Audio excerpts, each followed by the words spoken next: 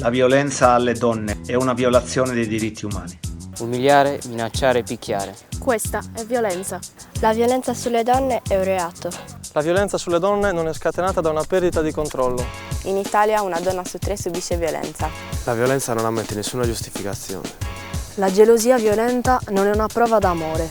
La maggior parte degli uomini violenti non sono né alcolisti né drogati. Sei mai arrivata a ricattare o a minacciare la tua compagna? La violenza sulle donne non è praticata solo da estranei.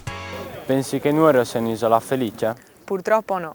La violenza di genere è un reato più diffuso di quanto non si pensi e ha tante facce.